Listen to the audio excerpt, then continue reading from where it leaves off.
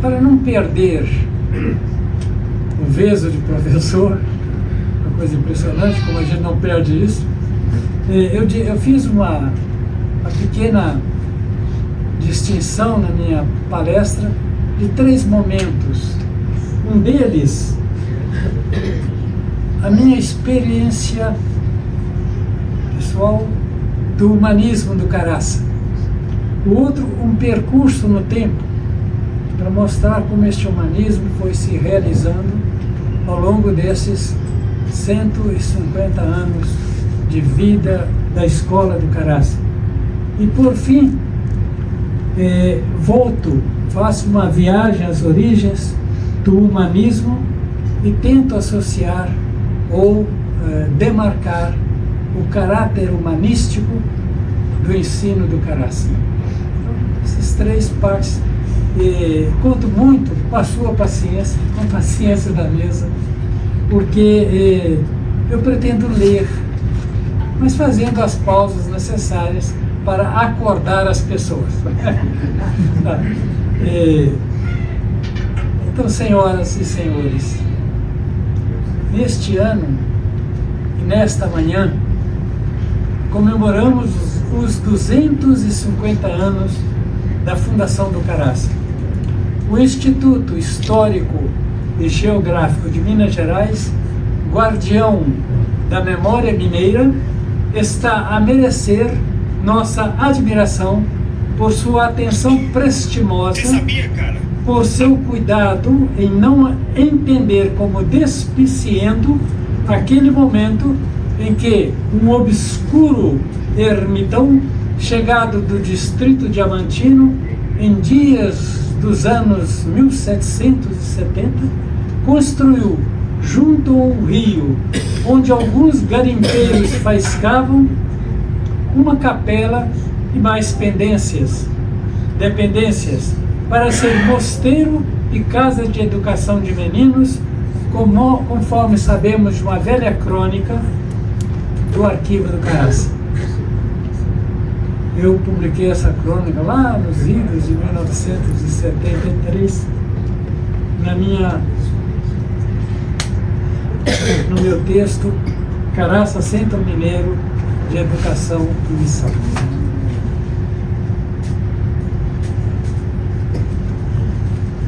Você sabia? Minha experiência pessoal do humanismo do Caraça. Que créditos tenho eu, porventura, para tal empreendimento? O próprio autor do convite a mim feito está certamente mais capacitado, pois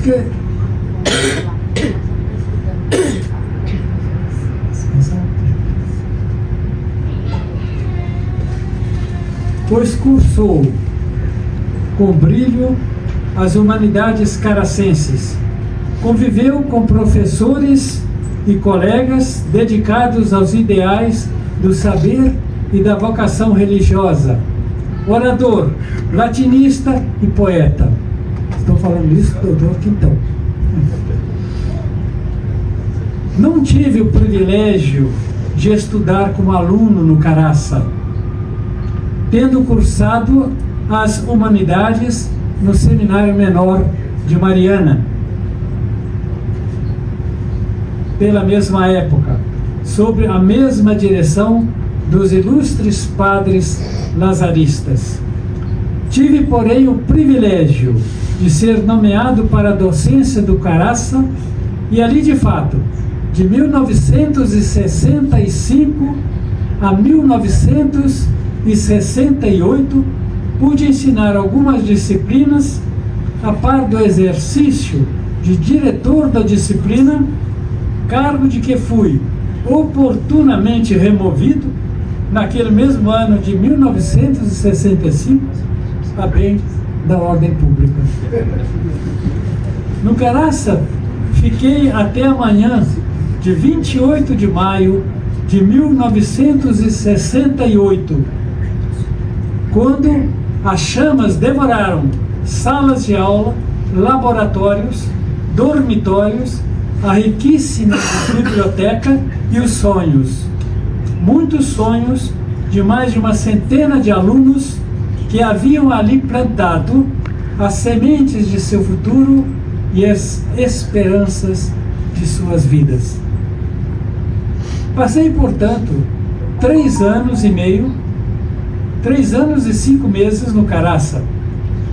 Devo iniciar, assim, minha palestra sobre o humanismo caracense, manifestado em especial em seu curso de Humanidades, expondo minha experiência própria do programa, num breve esboço autobiográfico. Daí podemos subir um pouco mais em direção às origens, onde os padres lazaristas foram colher suas convicções humanistas, as sendas de sua prática, a sua translatio para o Caraça e outras casas de educação mineiras e brasileiras. Subi a Serra do Caraça em dias de janeiro de 1965, obedecendo à disposição do padre visitador e seu conselho, que houveram por bem para lá me enviar, sem, é claro, se darem a conta de me perguntar se era isso mesmo que eu queria. Querer, eu não queria. Mas pesava o compromisso da santa obediência, objeto de votos perpétuos. Ia, contudo, compensado pelo fato de que o Caraça não ficava longe de Mariana, cidade natal e onde residia minha família. Abria-se para mim uma nova quadra, aliás, importantíssima de minha vida. Alguns anos depois, entre 1968 e 1970, estando em Roma, escrevi um pequeno livro de memórias, só recentemente publicado, em 2022, com o título Memórias do Tempo Sagrado, em que deixei 7 crônicas sobre minha experiência do Caraça.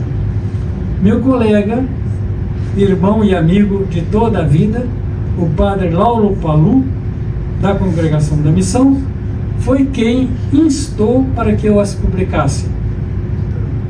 Alguém de fora do contexto do qual eu tinha saído, achou essas memórias algo tristes, e talvez fosse de fato. Na verdade, eu havia perdido, com o incêndio do Caraça, uma experiência e um rumo que eu sabia não tinha como repetir ou reatar. Que experiência era essa? A de uma vida comunitária embebida de valores intelectuais, espirituais e de solidariedade fraterna. Por 3 anos e meio, eu havia convivido com padres professores do mais elevado nível espiritual, docentes intelectuais apurados e empenhados na educação da juventude, segundo os ideais humanísticos e evangélicos que haviam aprendido de seus formadores, e esses de outros mais antigos, até se chegar àqueles carismas que haviam inspirado São Vicente e seus primeiros seguidores, ainda no século XVII. Mas a comunidade se compunha também de alunos, alguns excepcionais, diversificados em interesses de aprendizagem, até mesmo para além dos limites da grade curricular, ela mesma bastante ampla, incluindo, ouçam só, religião, apologética, história sagrada, latim, português, literatura luso-brasileira, teoria literária, grego, francês, inglês, matemáticas, história do Brasil e da civilização, física, química, ciências naturais, cosmografia, geografia geral e do Brasil, canto e música, educação física e, não é de admirar, caligrafia. Esses saberes eram distribuídos por 6 anos, em progressão escalonada, com uma revisão semanal e avaliação mensal, numa pedagogia que diríamos integral, pois se havia horas de estudo e de aulas, a convivência de alunos e professores levava a mais aprendizagem, acertos e estímulos à leitura. Não se há de esquecer a programação de leituras durante as refeições. Ao lado do aprendizado formal, os alunos se agrupavam em academias, a de São Vicente de Paulo, para alunos do 4º, 5º e 6º anos, e a de São Luís de Gonzaga, para alunos do 1º, 2º e 3º anos. Nessas academias, os alunos se exercitavam na retórica com seus discursos, poesias e declamações, que abordavam desde a literatura, a história, a religião, a política, e o faziam tanto em vernáculo quanto em latim, grego, francês, italiano, como se pode ver por esse admirável livro-documento que é o De Volta ao Caramanchão Literário, como se pode organizado pelo ex-aluno Rômulo Mota e publicado em 2010. Apesar da dedicação intensa aos estudos, do horário pormenorizado que parecia preencher os dias letivos, feriados e domingos, ainda sobrava tempo para aprender alguns ofícios, como a encadernação, a fotografia e os instrumentos musicais. Até aqui não citei nomes, nem de professores, nem de alunos do meu tempo. Para evitar injustiças, talvez fosse melhor permanecer em fatos gerais, isto é, narrar os milagres sem nomear os santos. Mas de alguns me ficaram impressões profundas, que não se apagaram nesses 70 anos da minha experiência caracense. Tive a companhia de 15 professores, dos quais não saberia dizer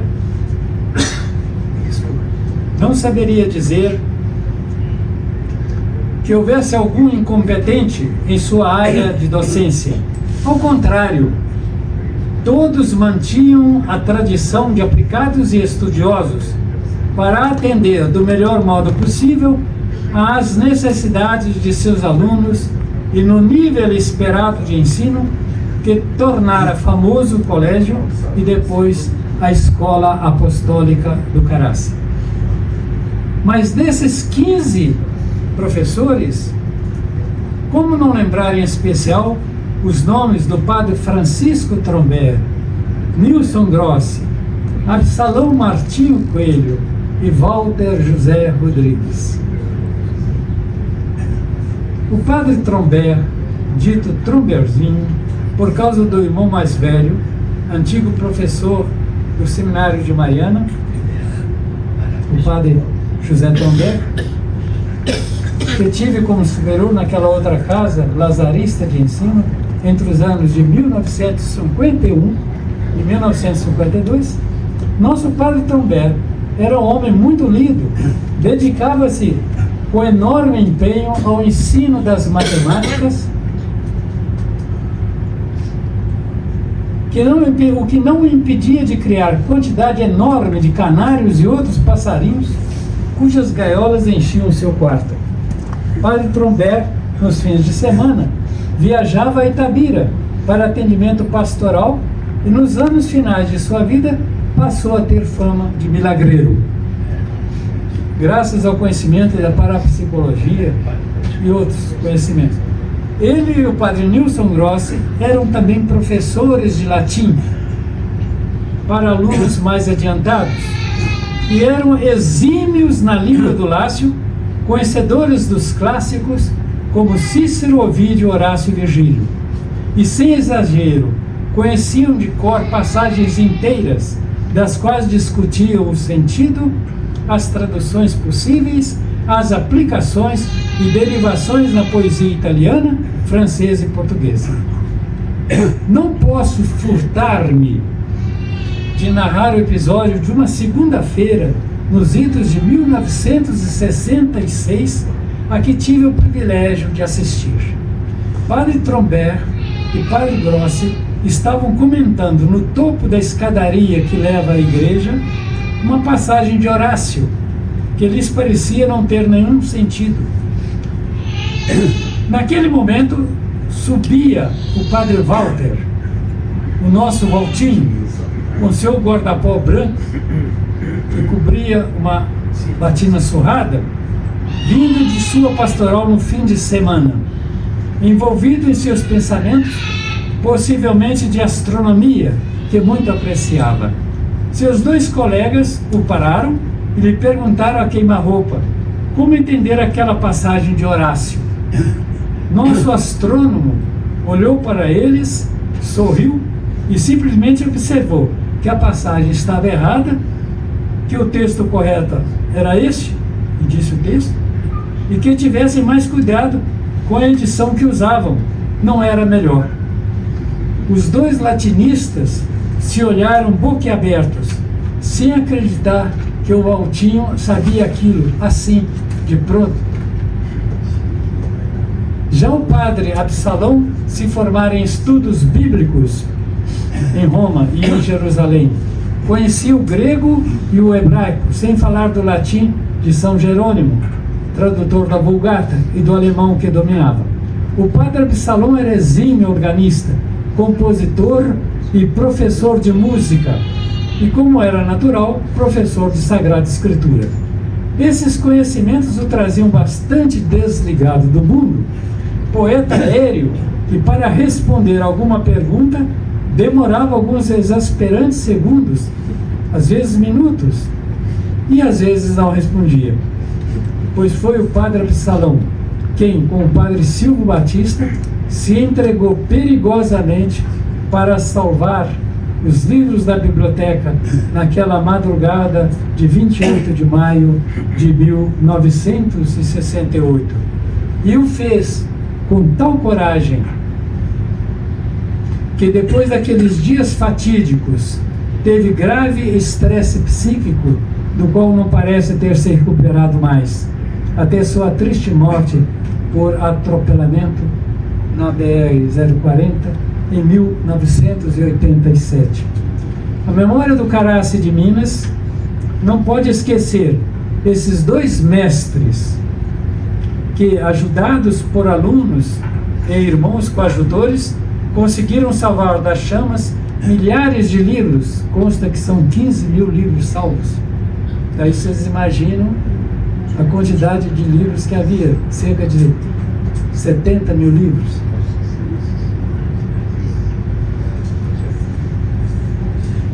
Essa antiga biblioteca, formada desde o século XIX, com as contribuições dos padres Sípolis, Boa Vida, Clavelin e muitos outros.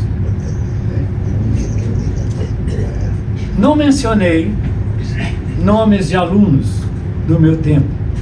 Disse apenas que alguns eram excepcionais. Gostaria de ter fixado o nome e a fisionomia de todos, mas isso seria verdadeiro milagre, coisa talvez possível aos colegas Padre Lauro Palu e Padre Geraldo Humberto Venuto, irmão aqui do Padre Paulo.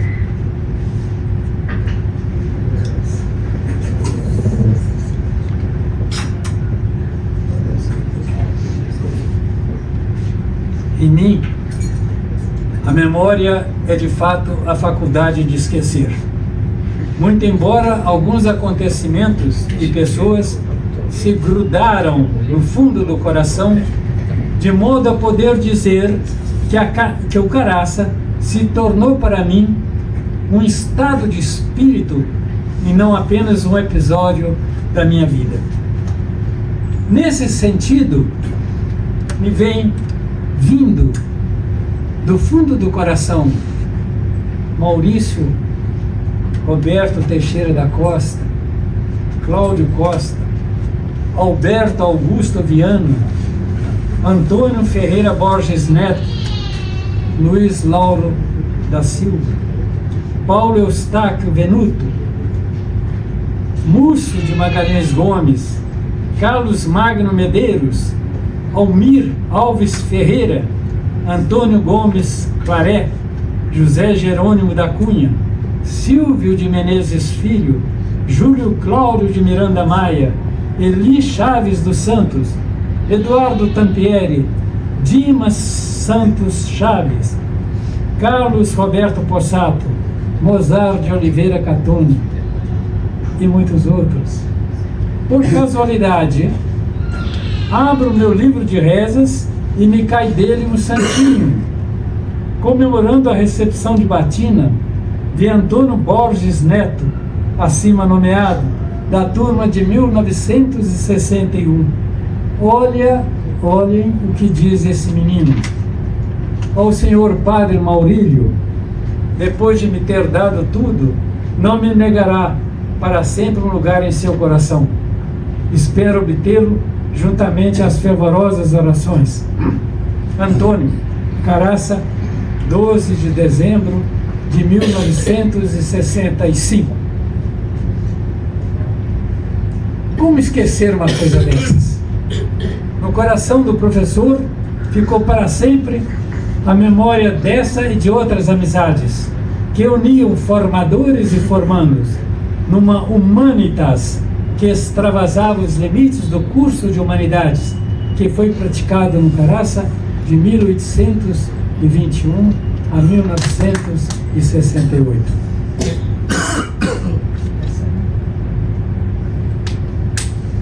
Agora faço um percurso no tempo e convoco de novo a vossa paciência, né? Porque eu sempre acho que um tema como esse tem que ser balizado numa certa linha de tempo para a sua melhor compreensão, né? É oportuno traçar que seja em breves traços a linha do tempo dessa formação de humanidade e do curso de humanidades no Caraça. É do conhecimento geral que o Colégio do Caraça foi fundado pelos padres Leandro Rabeiro Peixoto e Castro e Antônio Ferreira de Souza, com 4 alunos, no final de 1820 ou início de 1821. Seguindo os fundadores, o desejo do irmão Lourenço de Nossa Senhora, como vem expresso em seu testamento. De imediato, o colégio começou governado por um famoso regulamento, o regulamento de 1830-35, peça humanística, por excelência, como viu ao seu de Amoroso Lima, cristão de Itaúde, em seu belo texto, sempre citado de Voz de Minas. Aqui em nota de rodapé eu trago esse texto. Eu vou me permitir ir adiante para não ficar muito longo.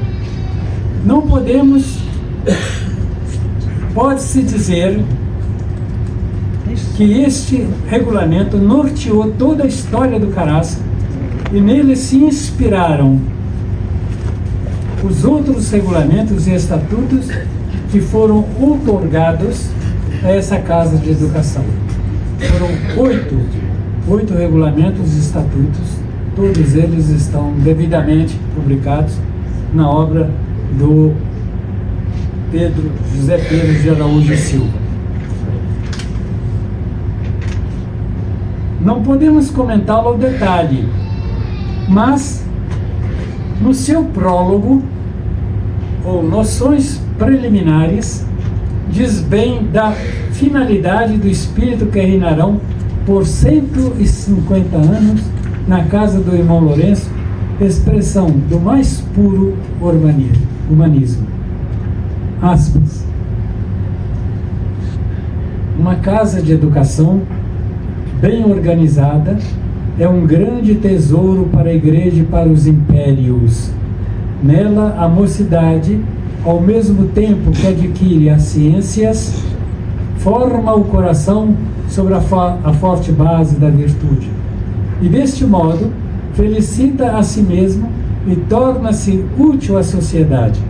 é nas casas de educação, onde o moço mais facilmente conhece sua natural vocação, o que muito convém para os progressos da vida.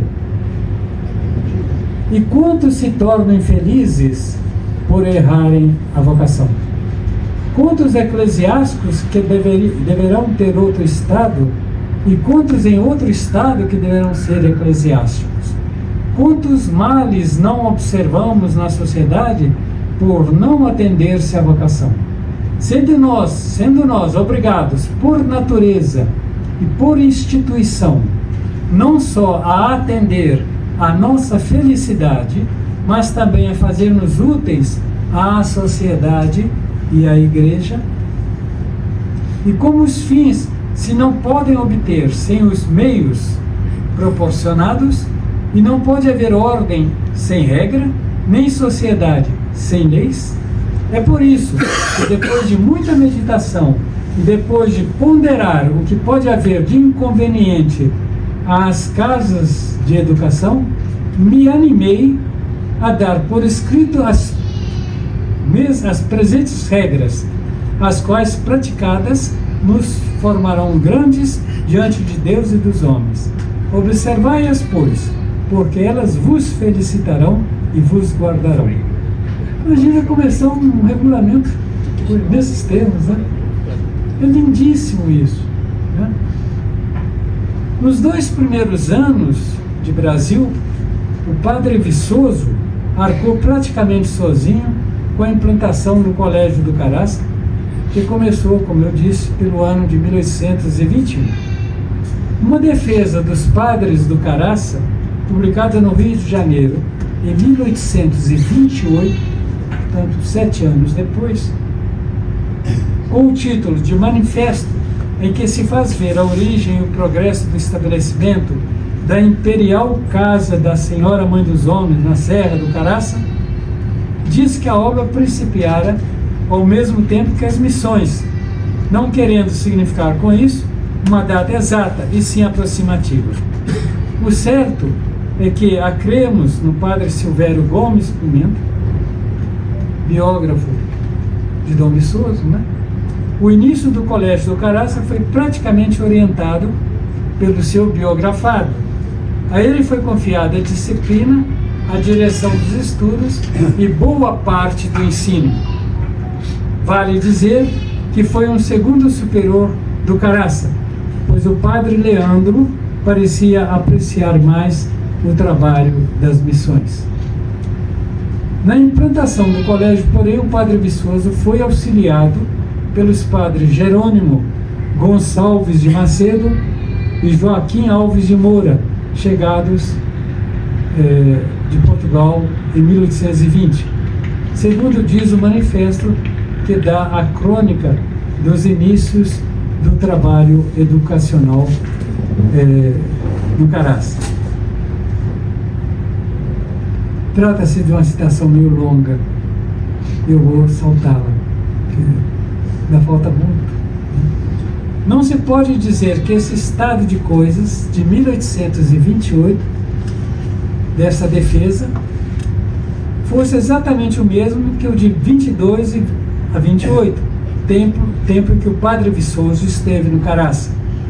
O colégio teve poucos alunos no início, não mais que uns 20, segundo o autor anônimo de uma notícia sobre Dom Viçoso, aparecida em Paris em 1881. E essa modéstia não devia suscitar a atenção e a oposição do tempo do manifesto, e daquela outra peça de defesa, da provável autoria do vigário José Gonçalves da Silva de Roças Novas. A peça se chama Cópia Fiel da Correspondência Exarada no Diário Fluminense por um amante das coisas boas. Vejam por o nome dele. Assim. O padre Viçoso empenhou-se, como pôde nesses começos. Narra seu biógrafo que enquanto os alunos foram poucos, ele só bastava para as matérias do ensino e para a direção do colégio, tarefas em que se ateve com desvelo sumo pelo aproveitamento no estudo, vigilância ativa sobre os costumes olho aberto sobre cada um, empenho extremado, aspas, em que não saíssem menos feitos na virtude do que adiantados nas letras. Esquivanças ao rigor, mas não poupando a correção corporal, nos casos em que a tinha por indispensável. Fecha aspas. O biógrafo não poucos elogios ao seu padrinho, e não se pode dizer que a louvação fosse descabida. Entretanto, a documentação a respeito do Colégio do Caraça, nesses seus primeiros anos, é pouca e pouco significativa. Ela será mais ampla para o fim da primeira década, quando surge, entre outros papéis, o já citado regulamento do seminário da Imperial Casa de Nossa Senhora Mãe dos Homens, da Serra do Caraça, que é, segundo, com toda segurança se pode dizer, da autoria do Padre Leandro, e que reflete a mentalidade educacional que presidia não apenas os estudos do Caraça, mas também os de Congonhas do Campo e de Campina Verde, onde os padres rosaristas tinham também colégios.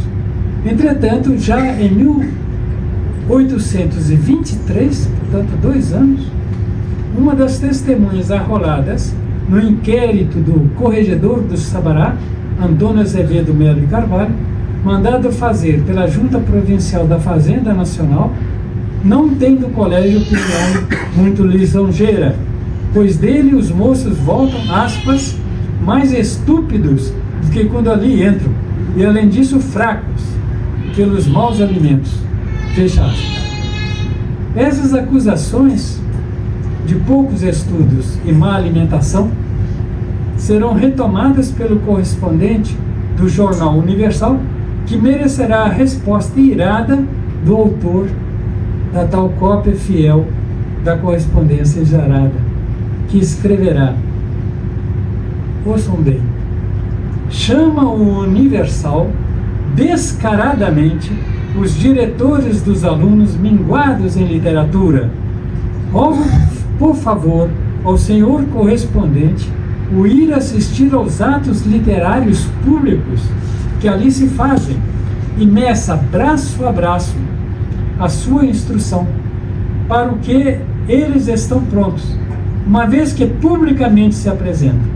Mas isto havia de ser a bolos, porque eu havia de ter a consolação de ver o senhor correspondente descer a serra com as mãos empoladas e de trote.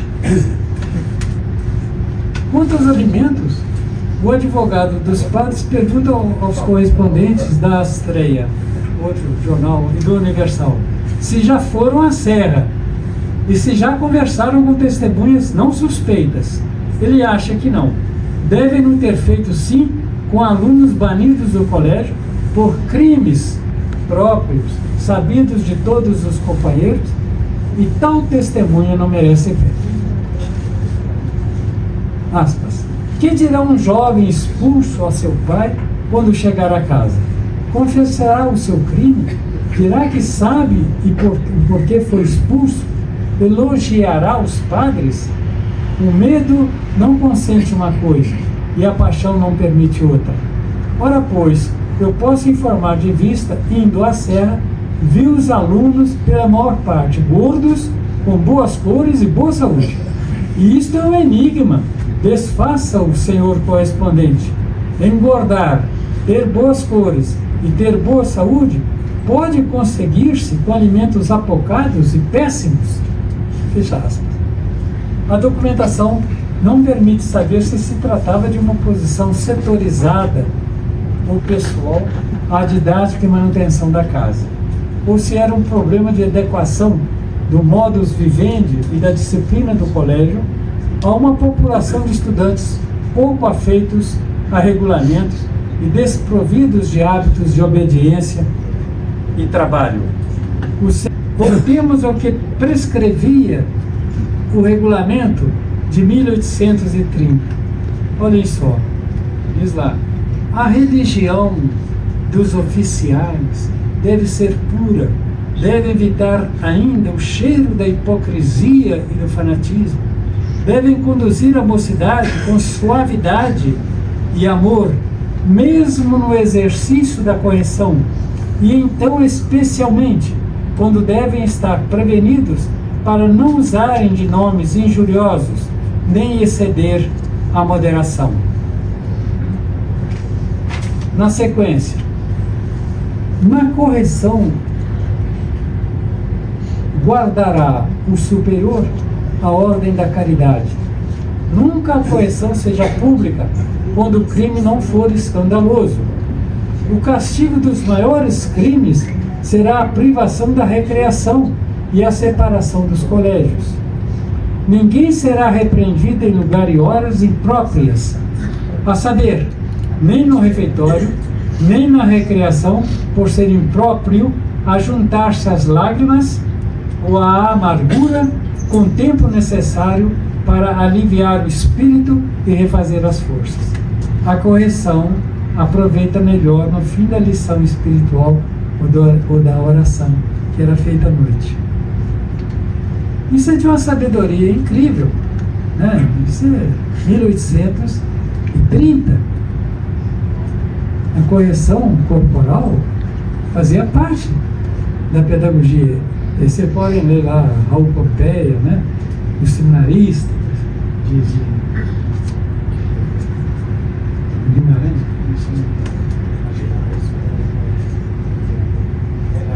Bernardo Guimarães, não devia esquecer, mas a minha memória é de fato uma capacidade de esquecer.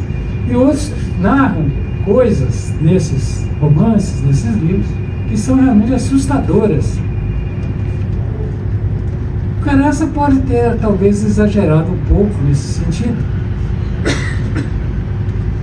E havia alguns padres, curiosamente, que não eram nazaristas, eram padres seculares, que ficaram famosos, né? O padre Francisco Silva, que foi depois bispo do Maranhão e escreveu Contos Caracenses, lá ele conta o caso de um padre, o padre Fressá, que tinha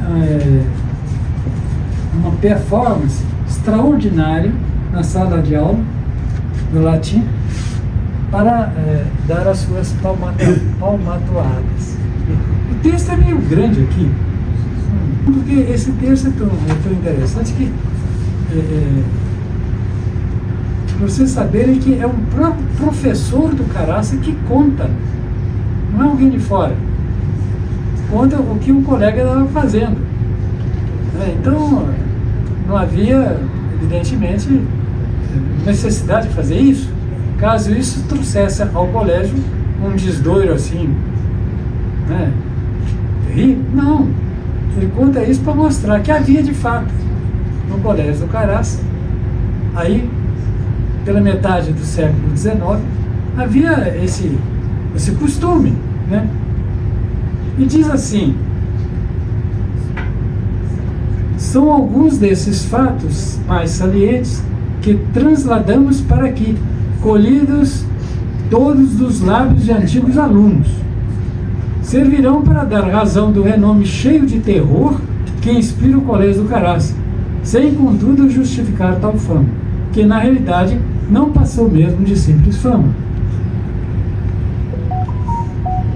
Porque nos anos de 1881, 82 e 83, um padre, dizem que era o padre Antunes, o historiador Caato fala que é o padre Fressá, aí não dá para...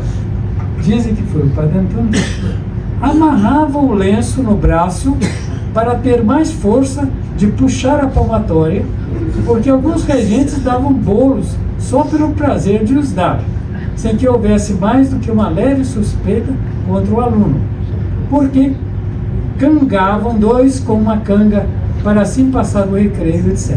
Uma canga não. Excentricidades que afirmam ter existido. Nada provam contra os alunos lentes, contra os outros lentes, que se não eram modelos de mansidão e doçura, não eram de modo algum carrascos dos alunos.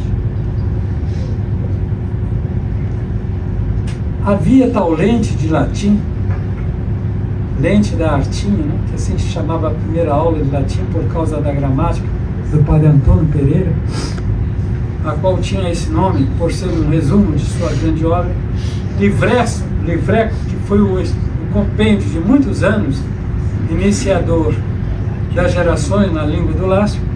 Havia tal lente de latim, fala contra o padre Francisco Silva, que fazia garbo e timbre de não passar aluno algum por sua sala, sem, como se dizia na gíria colegial de então, fazer-lhe beijar a Santa Luzia.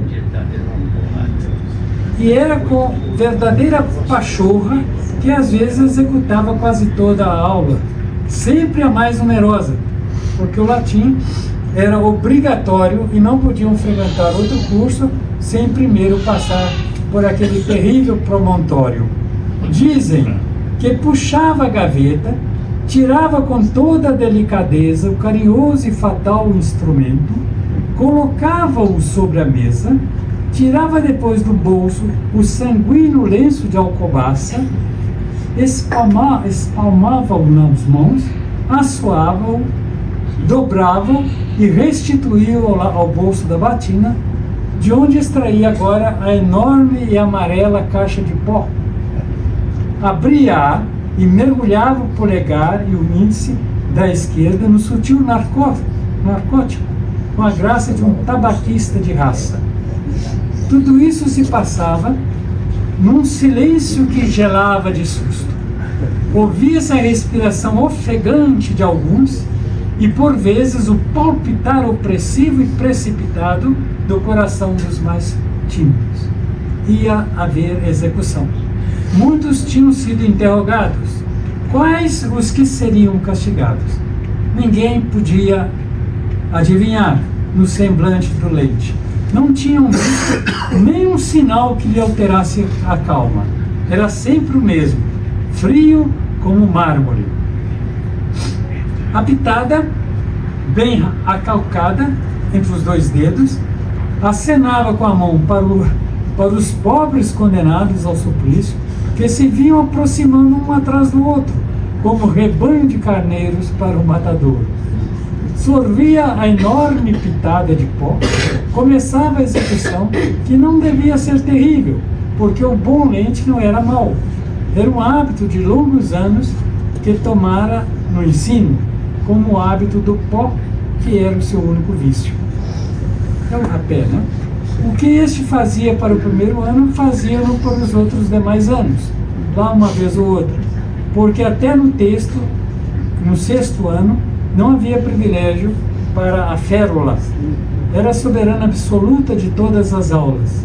E parecia tão natural e legítimo esse império que todos se submetiam a ele e preferiam-no à expulsão, que era também inevitável caso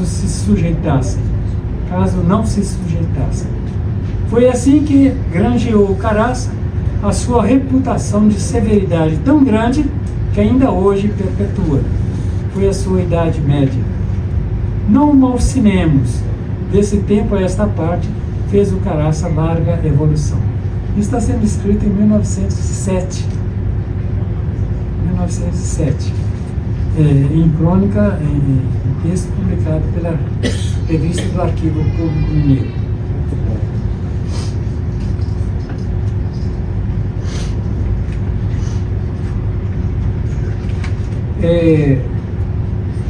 Eu passo aqui enumerando os grandes alunos, ex-alunos do Caraça naquele tempo, alunos que chegaram a ser presidentes da província de Minas, alguns, ou de outras províncias, né? Basta lembrar o nome de Quintiliano José da Silva, que foi presidente dessa província, né? Camilo Maria Ferreira Armon, que foi presidente da província do Rio, conselheiro Joaquim Antão Fernandes Leão, que foi presidente da província do Rio Grande do Sul e da Bahia, e de outros, né? O que esses alunos estudavam? O próprio regulamento de 1830, que foi mantido nesse ponto, dispunha, capítulo 6, estudos. Nos nossos colégios, que havia outros, não? Como foi dito, nos nossos colégios haverão aqueles estudos que se julguem preliminares, não somente para os moços que aspiram ao estado eclesiástico, mas também à magistratura. Haverá o estudo da gramática nacional, ler, escrever e contar. Eu faço aqui uma pausa. Curiosamente, a data de entrada no Colégio do Caraça, por essa época, era 8 anos de idade. Aí, mais tarde, outros regulamentos acharam aquilo que... Não, muito, né? 8 anos, criança. Aí passaram para 9. E por fim finalizaram com 10. De 10 até 17 anos. Então, as disciplinas: ler, escrever e contar, aritmética, álgebra, geometria, música e canto-chão, gramática francesa, gramática latina e retórica, filosofia moral e racional, teologia moral e dogmática, cerimônias eclesiásticas para os que aspiram ao estado eclesiástico. É de notar que nesse momento ainda não está lá o seminário mariano. Ainda não está. O seminário de Mariana vai ser transferido para o Caraça em 1854, por causa da epidemia da varíola que graçava em Mariana. Quer dizer que nesse lugar, nesse colégio do Caraça, aqui nesse momento, faziam-se esses estudos e muito provavelmente também alguns alunos se adiantavam e os padres ensinavam para eles teologia a fim de que eles seguissem carreira eclesiástica. Os responsáveis pela formação dessa elite que foi formada por essa época são padres portugueses, auxiliados por alguns padres seculares que foram se unindo a eles. Assim, aos fundadores, Padre Leandro e Padre Viçoso, vieram a primeira hora de Portugal, Jerônimo Gonçalves Macedo, José Joaquim Mendes Moura Alves, depois os padres João Moreira Garces, Antônio Afonso de Moraes Torres, seu irmão José Afonso de Moraes Torres, Manuel Joaquim Ferreira da Costa e outros. De todos esses, merece uma menção especial o padre Garcês, que se congregou entrando pelos votos na companhia dos padres Leandro e Viçoso em 1823. Professor de latim até sua morte, ocorrida em 1839, esse padre português teve muito sucesso no ensino, a ponto de um visitante de 1828 escrever, aspas, apenas minha vinda foi anunciada ao padre Garcês, este teve a bondade de me vir falar. Notei nele uma doçura extrema. Ele é o pai dos estudantes e tem um bom método de ensinar.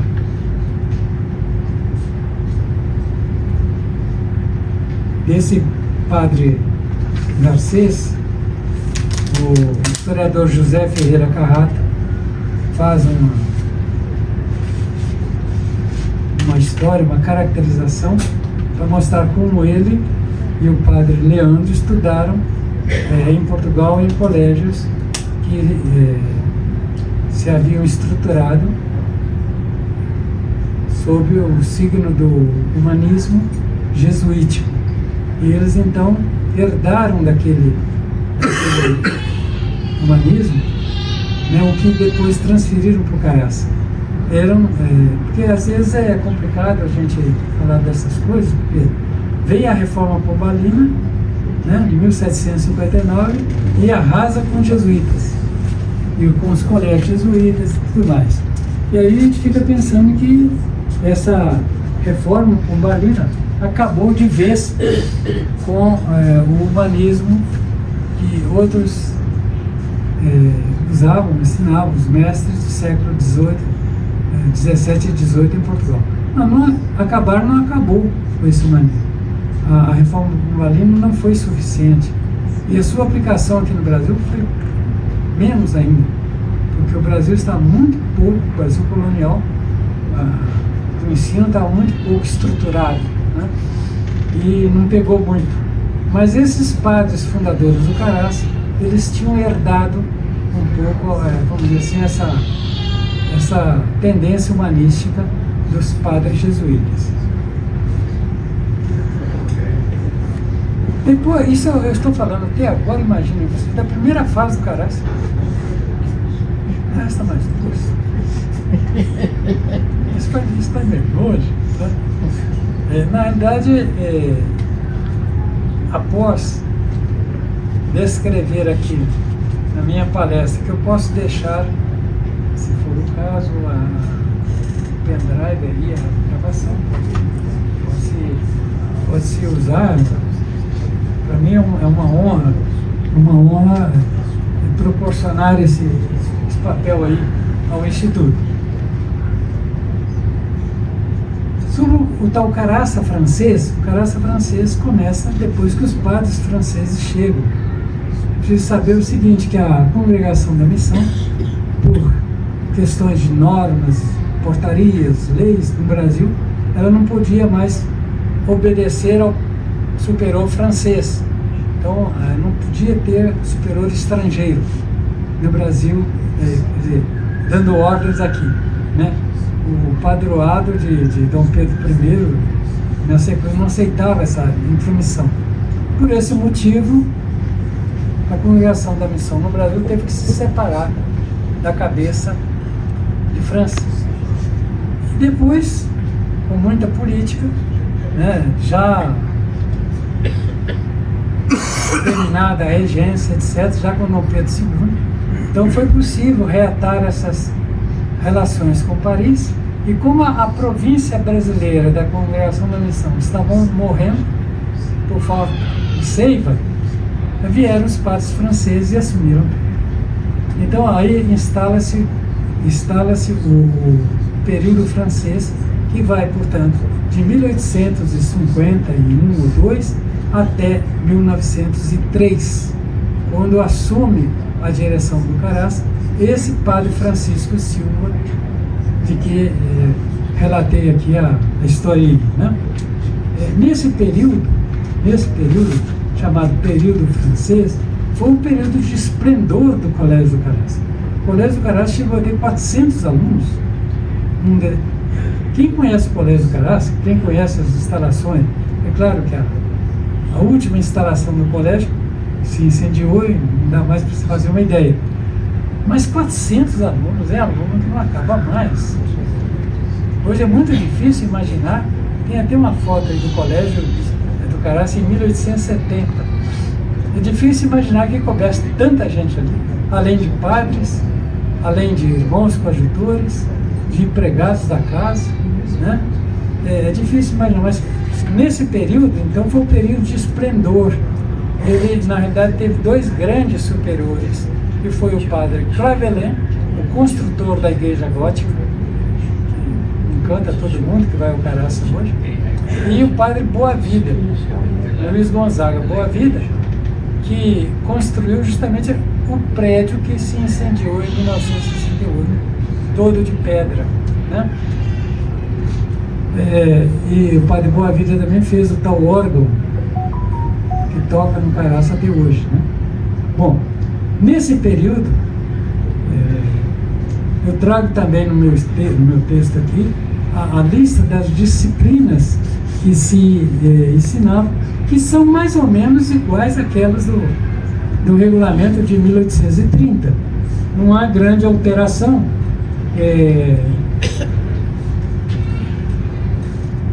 Tirando uma pequena faixa que me chamou muita atenção para alunos que queriam seguir a carreira comercial, porque os outros estavam querendo se preparar para as academias de direito, né? Que também foram fundadas um pouco na mesma época que o Caraça, 1827, né? Olinda e São Paulo. O Caraça era, portanto, estruturado para formar alunos futuros, né, magistrados, alunos de direito, basicamente. Entretanto, num regulamento no Estatuto do Colégio dessa época dos padres franceses, consta o seguinte: além do curso completo de preparatórios, cujas disciplinas, estou citando o texto do regulamento, cujas disciplinas vão acima declaradas, existe no colégio um curso mais elementar para os alunos que se destinam à carreira comercial. Estes cursos são as aulas de... Agora vocês prestam atenção. O aluno que ia seguir a carreira comercial, o que ele tinha que cursar? Doutrina cristã, é fundamental para a carreira comercial. Língua portuguesa, francesa ou inglesa, geografia, história sagrada e do Brasil. E por fim, aritmética e contabilidade. É impressionante pela carga que é. São 7 disciplinas, das quais só a última teria uma certa aplicação à carreira.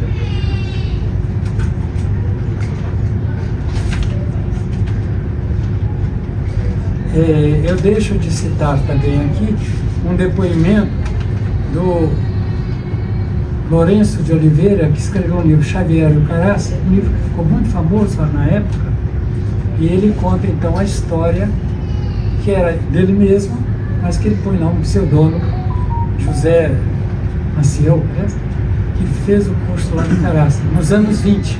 Aí já está entrado o Caraça brasileiro, né? Esse aluno, esse personagem, fez o curso do Caraça na década, portanto, de 1920. E lá ele conta isto, aspas, durante os 16 anos de superiorato do padre Clavelin, o número de alunos oscilou entre 300 e 400. Havia então no Caraça a vida colegial permanente, porque as próprias férias contavam mais de 50 alunos, para mais de 50 alunos que ficavam no colégio. O curso de Humanidades era de 7 anos completos, depois baixou para 6. O latim era estudado quase em excesso.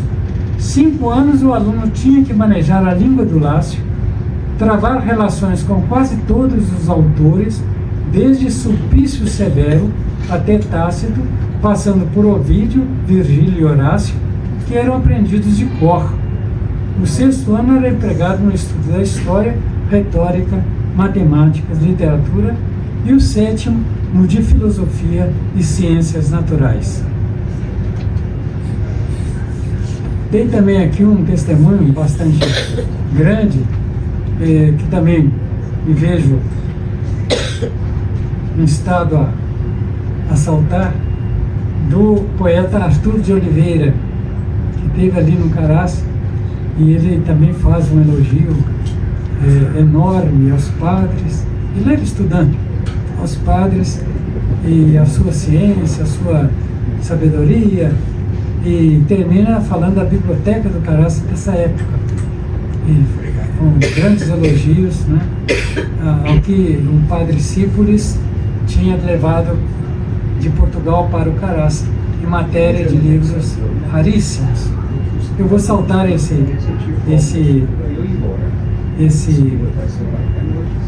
depoimento, por ser também um pouco longo, né? E entrado o Caraça português, a figura que predominou nesse Caraça português foi a figura do Padre Antônio da Cruz. O nome ficou famoso na história da língua portuguesa, aqui em Minas e no Brasil inteiro, porque suas obras, nomenclaturas, sobre adjetivos, concordâncias e tudo mais, e a literatura da luso brasileira, suas obras se espalharam como um manual. Eu sei que os colégios militares usavam as obras do Padre Cruz, e usavam quase no espírito que as obras foram escritas, militarmente. Então esse Padre Antônio da Cruz é a figura que ilumina a primeira metade do século XX, no Caraça. Mas desse período do Caraça português, como eu conheci uma boa parte dos professores desse tempo, acho que é dever também mencionar aqui alguns nomes. Padre Pedro Sarnel, um grande poeta, né? Um homem de uma cultura, aquele sim que podia ser chamado de helenista, porque ele conhecia o latim, era um grande poeta em língua latina, conhecia o grego. O Padre Sarnel, Jerônimo de Castro, Antônio de Almeida Mourão, Joaquim Salles Coelho, José Luiz Saraiva, Clóvis Duarte Passos, Manuel Carlos Pereira, Felício Fúlig, era um terror na aula de matemática, Francisco Trombé, José Tobias Zico, Walter José Rodrigues, que já citei anteriormente, Célio de Lamore, Domingos Oliver de Faria, João Carneiro Saraiva, Jair Barros, Nilson Grossi, Silvio Batista Martins, José Fernandes Silva, Wilson Delone, Marcos Evangelista Gonçalves, Paulo Ribeiro de Faria, Sinfrônio Jota, Absalão Martinho Coelho, José Nazareno Ataíde, João Batista Ferreira, Rafael Paulo Lopes e eu. Hoje descansa à sombra de pinheiros e eucaliptos, no cemitério das Sampaias, o padre Lauro Palu.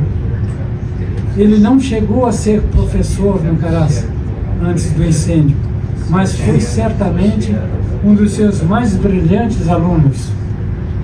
O Caraça muito lhe deve por testemunhar com a vida a assistência espiritual aos romeiros e turistas, os escritos, as pesquisas sobre a fauna e a flora do Caraça, o que um aluno de talento pôde herdar e desenvolver, os valores e as virtudes, a sensibilidade, o amor e a poesia do humanismo caracense. Muito digno sucessor do padre Pedro Sarnel. A ele, padre Lauro Palu, notável humanista, homenagem minha especial, uma lembrança abençoada, quiçá uma lágrima.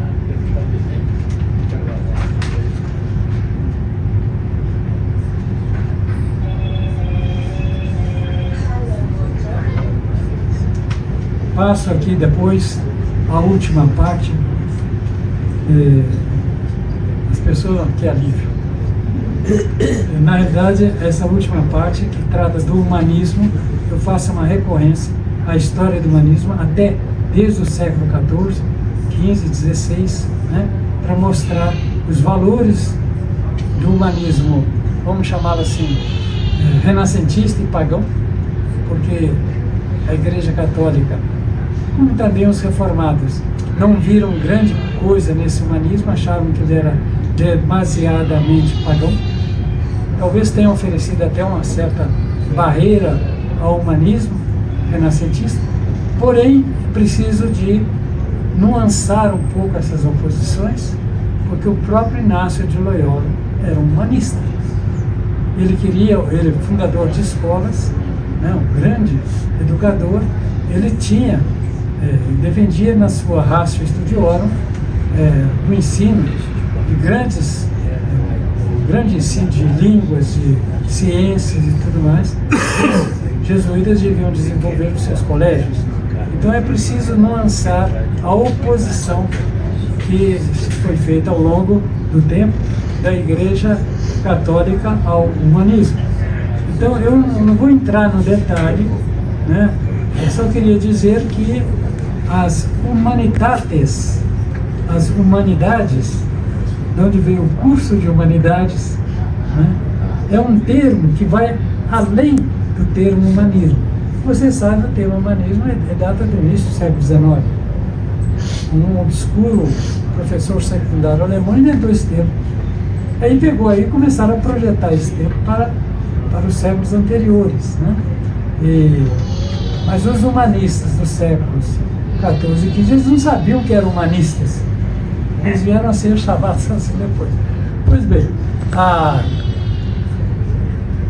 humanitas é uma palavra que vem de Cícero, sobe, portanto, ela inclui saberes e conhecimentos, letras, conhecimentos linguísticos, especialmente do latim e do grego, que poderiam melhorar a condição de humanidade do homem livre. Um lustre, ilustrava-se o homem fazendo as litere, as letras humaniórias, que havia as litere sacra, as letras sagradas, essa deixava lá para os conventos, e as litere humaniórias para a formação dos seres humanos, né? Para se tornar humanos. Essas humanidades que geraram depois, mais tarde, o termo humanidade, o Padre Silva usa a palavra curso de humanidades em 1907. Eu gostaria de saber, não foi possível, se a expressão aparece antes, mas eu sei que em 1907, data da publicação do Padre Francisco Silva, o termo já aparece, né? Esse curso, então, o curso de humanidades tinha a ver com a aprendizagem de línguas clássicas, né? Aprendizagem da história, aprendizagem da retórica. Então, um curso de humanidades tinha que ter isso. E, enquanto possível, refinado. Não se podia querer aprender latim com os teólogos medievais. Que o latim era o latim do século XIII, que eu conheço mais ou menos. O latim do século XIII era estropiado demais para os clássicos do século XV e XVI. Não queriam mais aceitar. Então, era um latim escolástico. O latim que se queria era um latim clássico, de autores clássicos. Aqui consta até uma passagem, num curso desses, dado no Caraça, que de Horácio se deviam evitar as odes impudicas. O Horácio tem uma coisa assim que inflama ânimo, né? Tem seus textos meio pornográficos. Agora aqui no Caraça não tinha, podia entrar, evidentemente, né? Então tinha que soltar aquelas odes. Aliás, havia, como vocês certamente sabem, na biblioteca um setor chamado Inferno, onde eram recolhidas as obras que os professores, os padres podiam ler, mas os alunos não deviam. E era mesmo. E quando vi isso na biblioteca de Mariana, e chamados a varrer a biblioteca, nós alunos, de vez em quando passávamos os olhos naqueles livros, A Carne, de Júlio Ribeiro, e outras coisas, né? Guerra Junqueiro, e outros, e a gente queria subtrair aqueles livros para ler depois escondido, e depois voltava com o livro para lá. Uma vez eu fiz isso, e qual não foi a minha decepção quando eu levei e abri o livro estava todo censurado de negro, assim, alguém tinha passado as passagens mais interessantes que a gente queria ler, não tinha como. Então estou dizendo isso porque havia um cuidado para que os alunos não perdessem o espírito, né? A sobriedade, a castidade, essas coisas. Muito bem.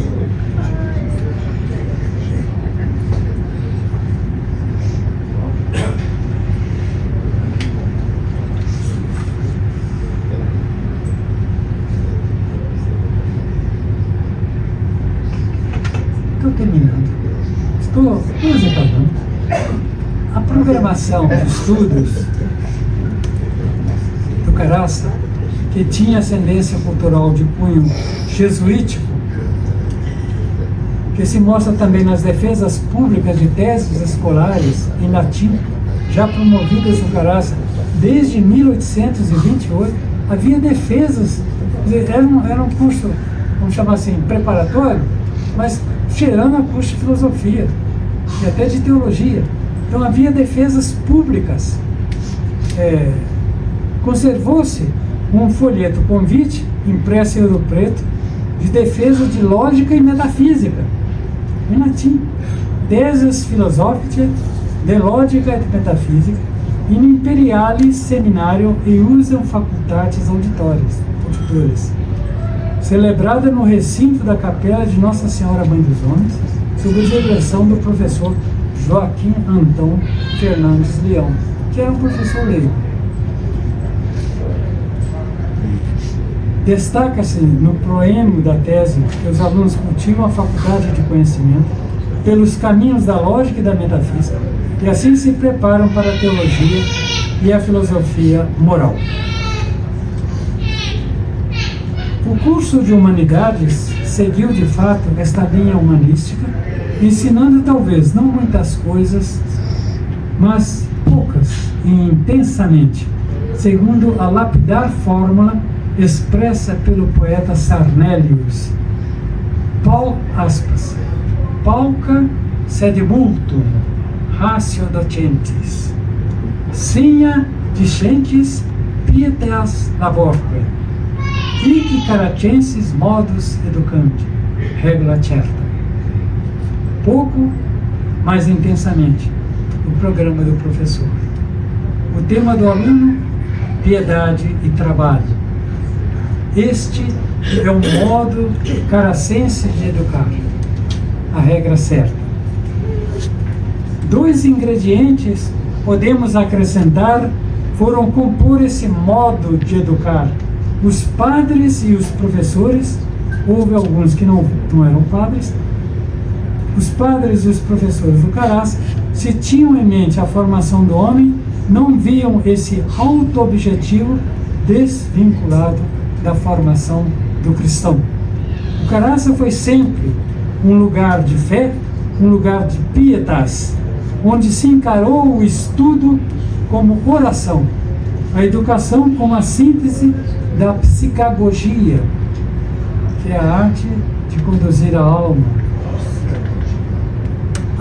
que leva à mistagogia, que é a condução ao mistério.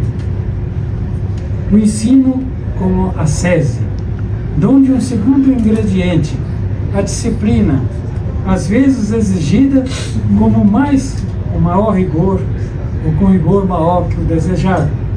O silêncio, a ordem dos horários e dos corpos, as boas maneiras, a palavra contida, a correção tida como indispensável. Tudo isso, somado à convivialidade, concorreu para a formação não apenas de líderes políticos, empresariais e religiosos, mas da sociedade mineira e brasileira. Senhoras e senhores, durante século e meio, o curso de Humanidades do Caraça, expressão de seu humanismo, desempenhou essa missão sagrada, que, ao preparar seus quase 11.000 alunos para as mais variadas funções sociais, investiu-se de um ethos autenticamente humano, para que pudessem espelhar com fidelidade para si e para os homens a imagem de Deus deles refletida. Esse é o sentido mais profundo do humanismo caracense. E não é de duvidar que do altar-mor de sua igreja gótica, a Senhora Mãe dos Homens tenha acompanhado esses alunos e seus mestres, vida afora, história afora, com sua terníssima proteção, com aquele olhar amoroso e compassivo, com que só as mães podem e sabem olhar. Muito obrigado.